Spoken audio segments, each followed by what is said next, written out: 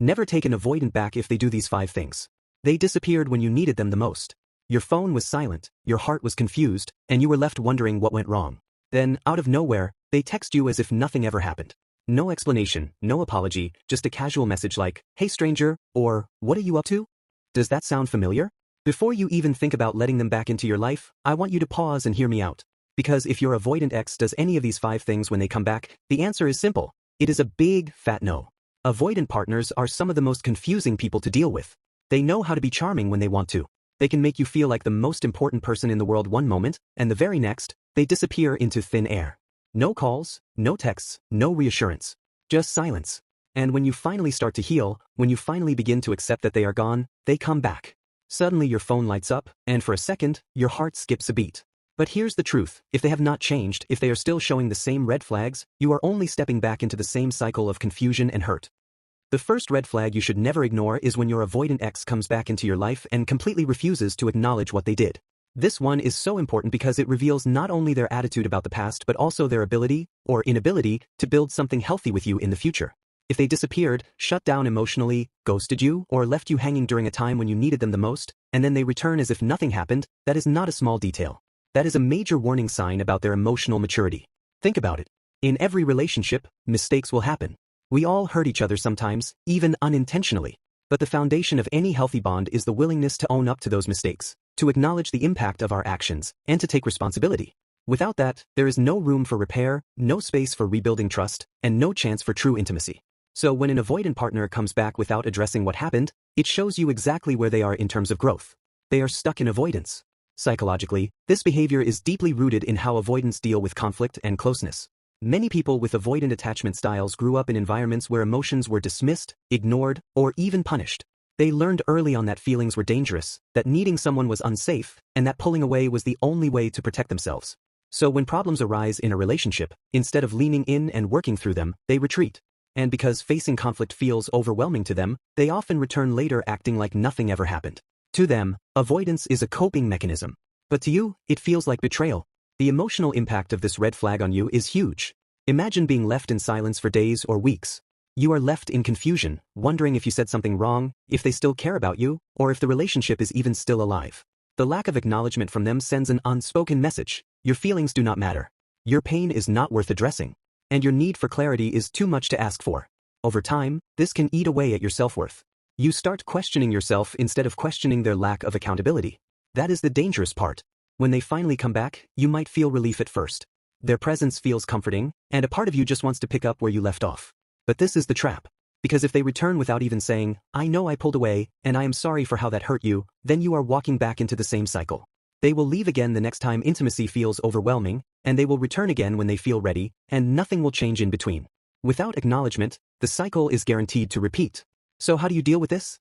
The first step is awareness. You need to be able to clearly recognize when someone is avoiding accountability. Pay close attention to how they re-enter your life. Do they act as if no time has passed? Do they casually check in without addressing the elephant in the room?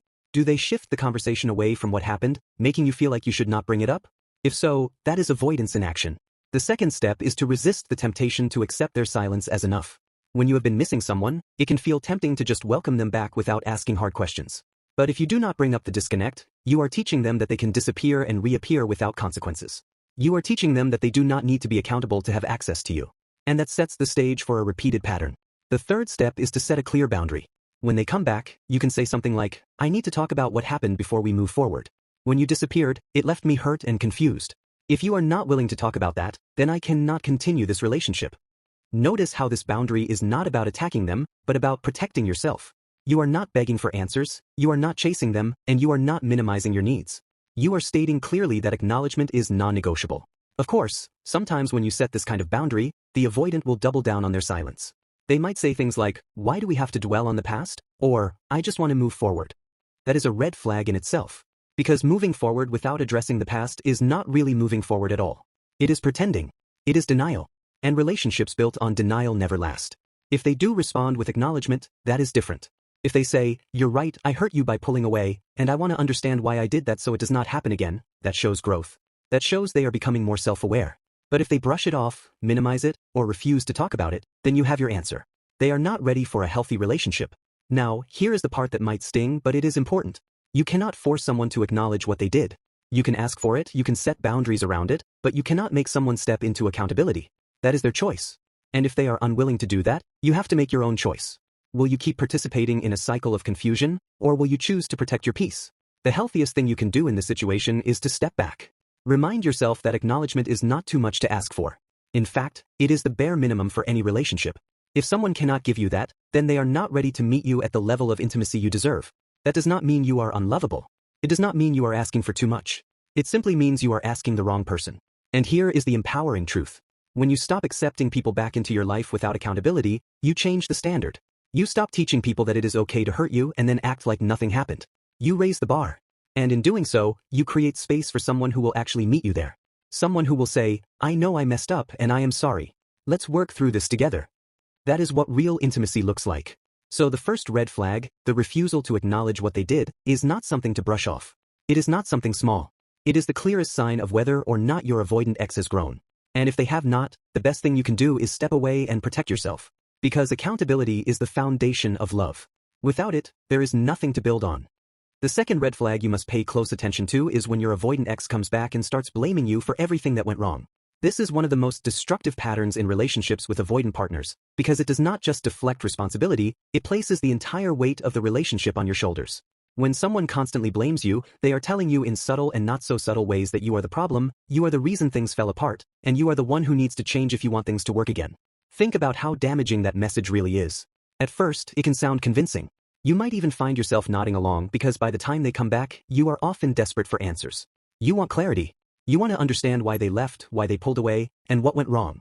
So when they finally offer an explanation, even if it hurts, part of you feels relieved. At least now you have something concrete to hold on to. But here is where the trap lies. The explanation is not honest. It is not the truth. It is a carefully crafted way for them to avoid looking at themselves. Let's take an example. They might say something like, I just felt overwhelmed because you were too needy. At first glance, this might seem like a reasonable statement. Maybe you did reach out often. Maybe you wanted reassurance. But stop and think about why you wanted those things in the first place. Did you want reassurance because you were insecure, or did you want it because they were inconsistent and unreliable? Did you want to connect more because you were too needy, or because they were emotionally unavailable and distant? More often than not, your so-called neediness was actually a natural response to their lack of consistency. Another common line you might hear is, you pushed me away with your emotions. But emotions are not weapons. Emotions are part of being human. In a healthy relationship, expressing sadness, disappointment, or fear should not push someone away. It should bring them closer. If someone pulls away every time you show emotion, it is not because you are too much. It is because they cannot handle intimacy. They cannot handle vulnerability. And instead of owning that, they flip the script and make it your fault. This kind of blame shifting is not just unfair, it is emotionally manipulative. Over time, it erodes your self-esteem. You start doubting yourself. You replay conversations in your head, wondering if you really were too emotional, too clingy, or too demanding. You begin to silence yourself, walking on eggshells in order to avoid triggering their withdrawal again. And in doing so, you shrink. You lose your voice. You abandon your own needs in the desperate hope that maybe, just maybe, if you are careful enough, they will stay. But here is the truth you must hold on to. Wanting emotional intimacy is not a crime. Wanting reassurance, consistency, and communication is not weakness. These are the basic building blocks of any healthy relationship. They are not excessive demands. They are human needs. If someone tells you otherwise, they are not revealing something about you, they are revealing something about themselves. They are showing you that they are not ready to meet those needs.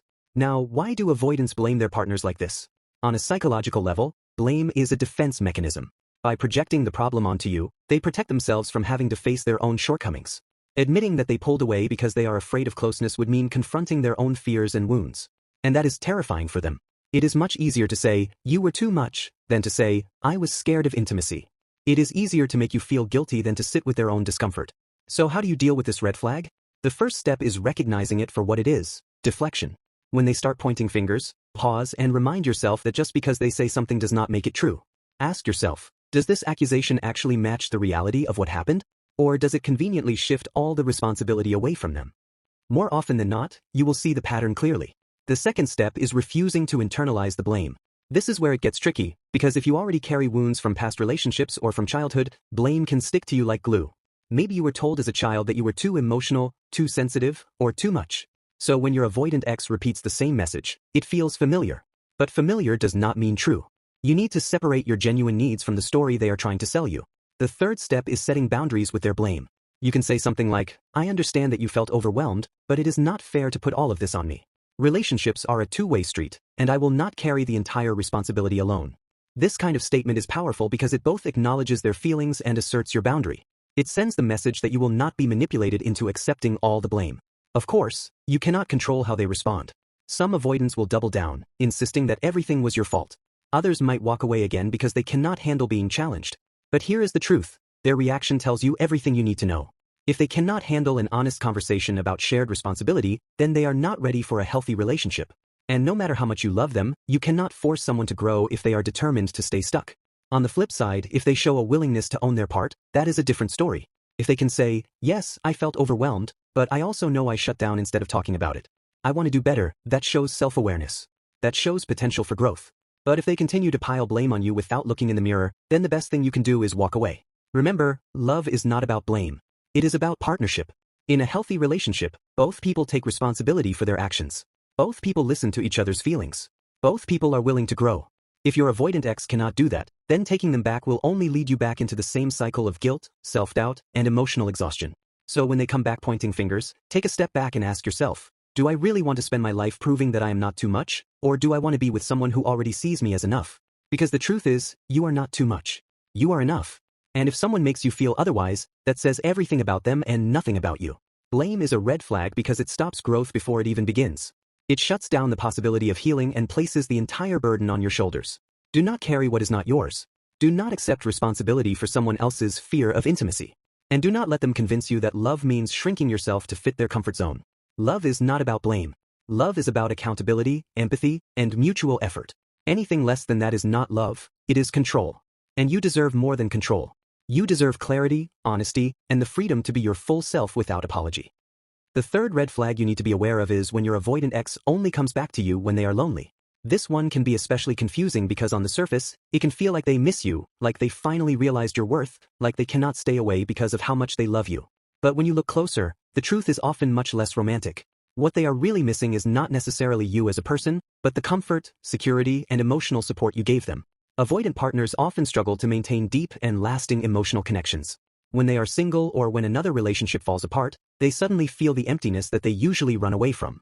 Loneliness creeps in, and that feeling can be unbearable. So instead of dealing with it in a healthy way, they reach out to the person who has always made them feel safe. They send a casual message, maybe a late-night text, or they comment on one of your photos, trying to reopen the door without doing any of the emotional work required for a real reconnection. You know this pattern if you have lived it. For weeks or months, you do not hear a word from them. You finally start to heal, maybe you even begin to move on, and then suddenly, there they are again. They act like nothing happened, like they have just been thinking of you and had to reach out. And of course, a part of you wants to believe it. A part of you wants to think they miss you as much as you miss them. That is what makes this red flag so tricky, because it disguises itself as affection. But here is what you have to ask yourself. Do they only come back when they are lonely? Pay attention to the timing. Do they reach out when they see you moving on? Do they suddenly call when you are happy without them? Do they show up after their rebound fails, or after they have exhausted other options? Because if the answer is yes, then what they are really doing is using you as an emotional safety net. Think of it like this. They are not choosing you, they are choosing relief. They are not coming back because they have grown, they are coming back because they are uncomfortable with their loneliness. They are not showing up because they are ready to give you consistency, they are showing up because they crave the comfort you once gave them. That is not love. That is convenience. The danger of this pattern is that it keeps you stuck in a cycle of false hope. Each time they return, you feel that spark of excitement, that rush of possibility that maybe things will be different this time. You let them back in, you open your heart again, only to realize a few weeks later that nothing has changed. They are still distant, still avoidant, still unwilling to build something real. And then, just like before, they disappear again, leaving you more hurt and more confused than the last time. This cycle is exhausting. It drains your energy, it eats away at your self-worth, and it convinces you to settle for breadcrumbs instead of the full meal you deserve. Because deep down, you start believing that this is all you can get from them. Short bursts of attention when they are lonely, followed by silence when they are not. That is not a relationship. That is an emotional yo-yo. So how do you deal with this red flag? The first step is to be brutally honest with yourself. Ask yourself, when they come back, are they really offering something different? Or are they just seeking comfort because they feel alone? Do their words match their actions?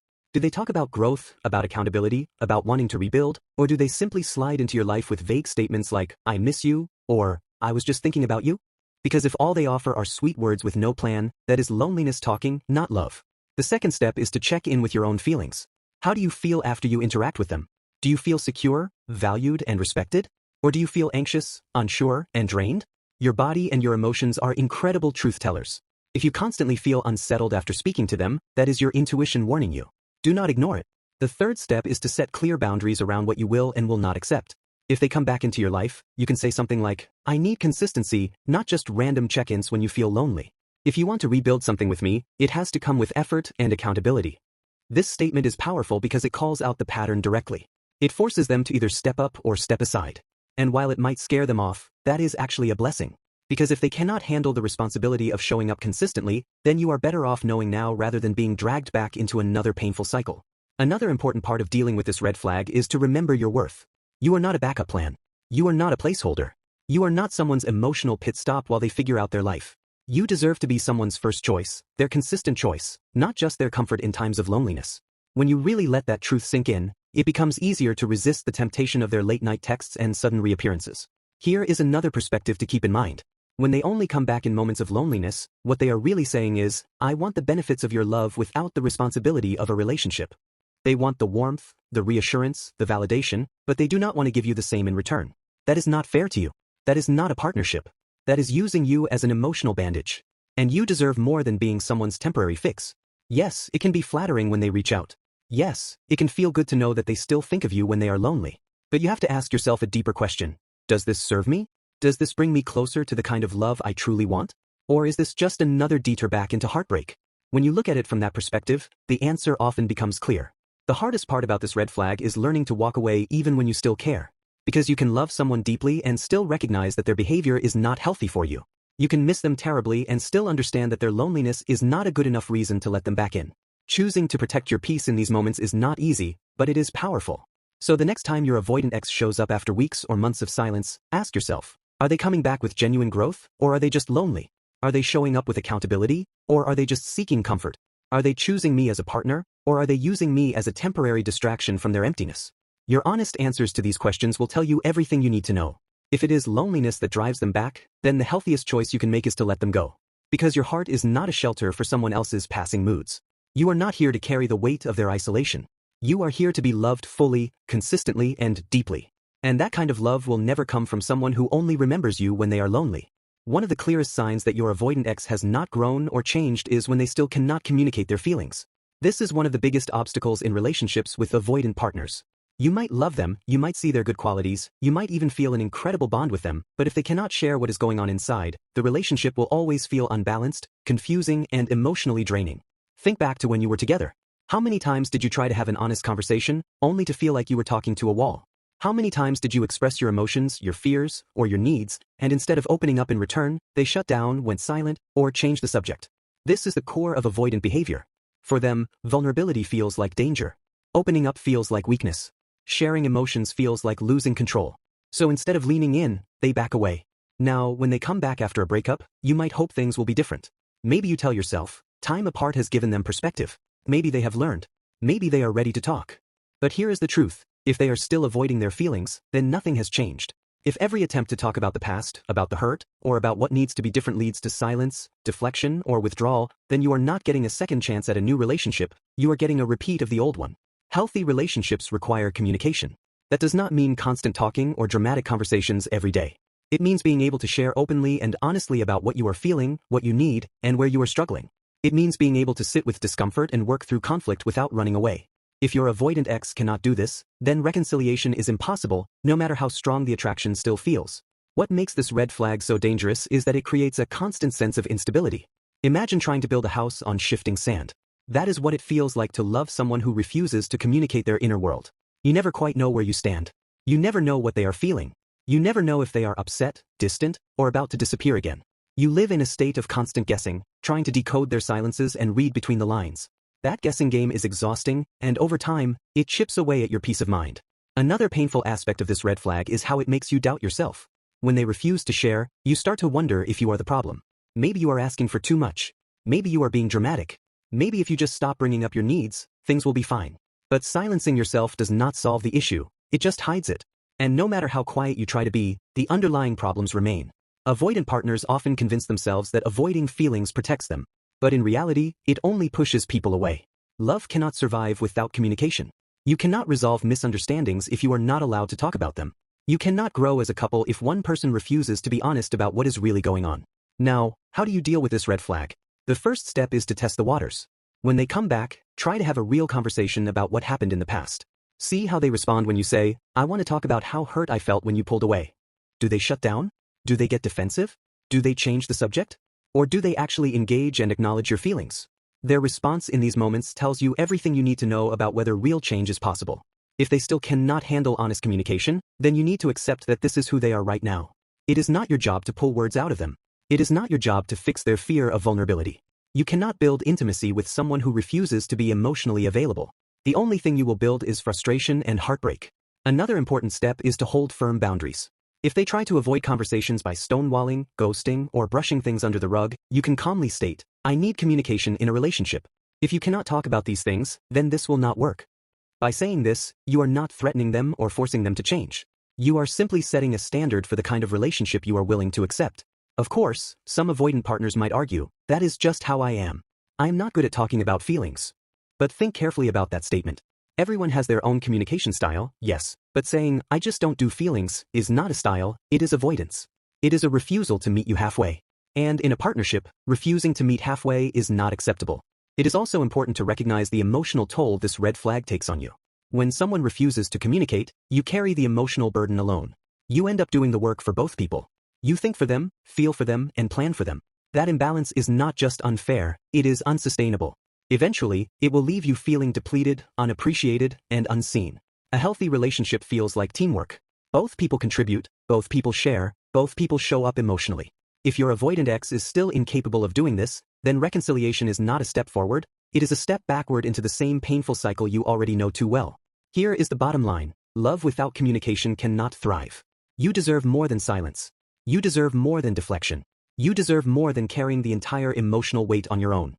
If they cannot talk about their feelings, then they are not ready for a healthy, committed relationship. So when you see this red flag, do not dismiss it. Do not tell yourself that maybe you can live with it, or that maybe you can change them. You cannot change someone who refuses to open up. And you should not have to live in a relationship where you are constantly left in the dark. The truth is, communication is not just a nice bonus in love. It is the foundation. Without it, everything else eventually crumbles. And if your avoidant ex still cannot communicate their feelings, then you already know how the story ends. You have lived it before, and you do not need to live it again. One of the most subtle yet damaging red flags to watch for when your avoidant ex comes back is when they expect you to prove yourself. At first, this can sound like they are setting boundaries or trying to rebuild trust. But when you look closer, what is really happening is a power shift. Instead of taking responsibility for their role in the breakup, they place the responsibility entirely on you. They return with demands, conditions, or silent tests, as if it is your job to win them back and earn the right to be in the relationship again. Think about how backwards that really is. They were the ones who pulled away. They were the ones who left, ghosted, or emotionally shut down. And yet, when they come back, instead of acknowledging the pain they caused, they say things like, "I'll come back, but only if you don't bring up the past," or, "I need you to show me that I can trust you again." On the surface, those statements might sound reasonable, but beneath them lies an unfair dynamic. Why should you have to prove anything after being the one left behind? Why should you carry the weight of their fears while they avoid carrying their share of the responsibility? This red flag can be particularly confusing because it hides under the language of boundaries and self-protection. And healthy boundaries are important. But real boundaries protect your well-being, not control another person. What your avoidant ex is doing here is not setting boundaries, it is setting conditions. They are creating a power imbalance where you are the one who has to jump through hoops while they sit back and watch. That is not love, that is control. When someone expects you to prove yourself, it often shows up in subtle ways. They might withhold affection until you meet their conditions. They might say they are not sure about giving things another try, but they want to see how you act before deciding. They might avoid making any effort to rebuild trust on their end and instead keep you in a state of uncertainty, hoping you will bend over backwards to win them over. This dynamic keeps you chasing their approval instead of both of you working together to heal and reconnect. The problem with this pattern is that it erodes your self-worth over time. Instead of seeing yourself as an equal partner in the relationship, you start seeing yourself as someone who has to prove, persuade, or perform in order to be loved. You might tell yourself, if I can just stay calm, if I can just stop bringing up the past, if I can just show them enough love, then maybe they will stay. But that mindset traps you in a cycle of self-sacrifice. You start silencing your needs, ignoring your pain, and bending yourself out of shape just to keep the peace. Healthy love does not ask you to prove your worth. Healthy love sees your worth from the beginning. Yes, every relationship requires effort. Yes, both people need to rebuild trust after a rupture. But rebuilding trust is a two-way street. Both partners take accountability. Both partners show up differently. Both partners agree to grow together. If your avoidant ex is putting all the pressure on you while excusing themselves, that is not healing, that is avoidance. Now, why does this red flag appear so often with avoidant partners? On a deeper level, it ties back to their fear of intimacy and fear of responsibility. If they admit that they hurt you, then they have to face their own guilt and shame. That is uncomfortable for them. So instead, they flip the script and make it about you. They create tests and conditions so they do not have to deal with their own role in the breakup. It is easier for them to say, "Show me you are safe," than to say, "I need to face how I failed you." So how do you deal with this red flag? The first step is awareness. Notice when the dynamic shifts into a one-sided test. Notice when they place all the responsibility on you. Do not get tricked into believing that you are the only one who needs to prove something. Relationships are not auditions.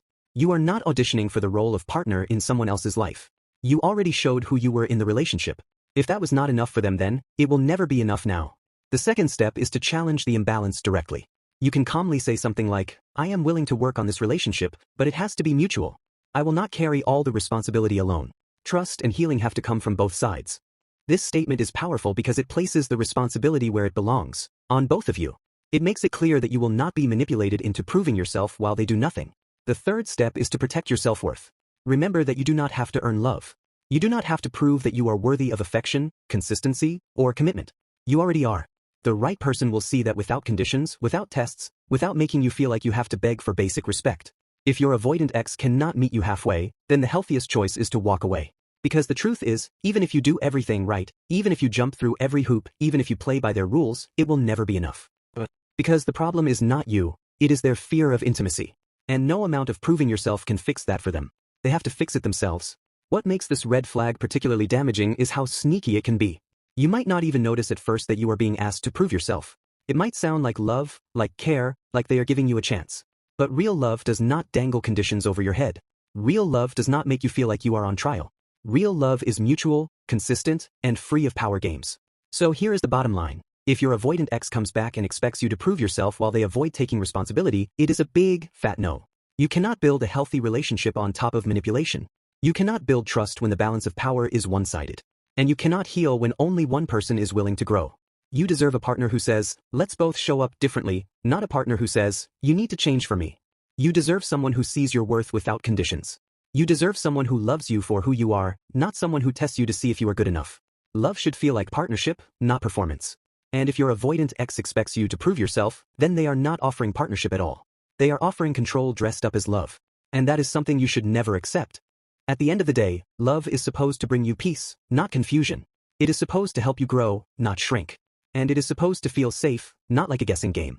If your avoidant ex comes back showing any of these red flags, no accountability, constant blame, coming back only out of loneliness, shutting down communication, or expecting you to prove yourself, then what they are really showing you is that nothing has changed. They are not ready to love you in the way you deserve. And I want you to remember this truth. It is not your job to teach someone how to love you. It is not your responsibility to heal their wounds or carry their fears. You have already done more than enough. The fact that you cared, the fact that you tried, the fact that you are even watching this right now shows how deeply you love. But love alone is not enough to sustain a relationship. It takes honesty, effort, accountability, and the courage to be vulnerable. Without those things, all you get is another cycle of hurt. So if they come back without growth, without change, without genuine willingness to do the work, give yourself permission to say no. You are not being cold. You are not being unforgiving. You are protecting your peace. You are choosing to walk away from confusion and toward clarity. You are choosing to value yourself enough to say, "I deserve better than this." And you do. You absolutely do. The love you are seeking is not found in chasing someone who disappears, blames, or shuts down. The love you are seeking is consistent, safe, and mutual. It will not make you feel like you are too much. It will not ask you to prove yourself. It will meet you where you are and grow with you. That is the love worth waiting for, and that is the love you should never settle for less than. So as you close this chapter, take a deep breath and remind yourself, you are enough. You are worthy of real love. And the person who is truly meant for you will never make you doubt that. Thank you so much for spending this time with me today. If this message spoke to you, please give the video a like so more people can hear it. Share your story in the comments. I'd love to hear what resonated most with you and what red flags you've learned to walk away from. And if you are on a journey of healing and building healthier relationships, make sure to subscribe because we're in this together. Until next time, take care of your heart, protect your peace, and never forget, you deserve clarity, not confusion, and love without conditions.